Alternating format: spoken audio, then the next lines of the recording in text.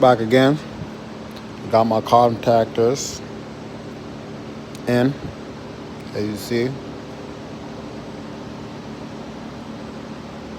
Onto my circuit board in the back. I want to replace the logic board. Well, not the logic board, sorry. Our logic connectors. New logic connector. This connects KL30A, I want to say. Quote me wrong. Pull it up. There we go. So since we're in here already, might as well just replace everything. So, right there. I got my click.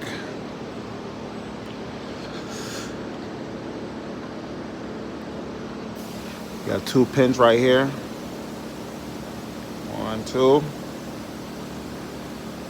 Make sure that's aligned. Come down.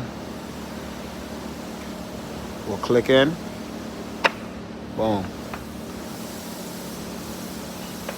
Pull, push, pull. Make sure this is tucked in here securely. And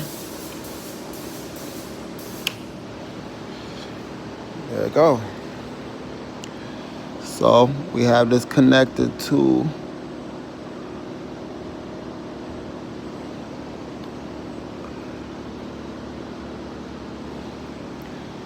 coming all the way down.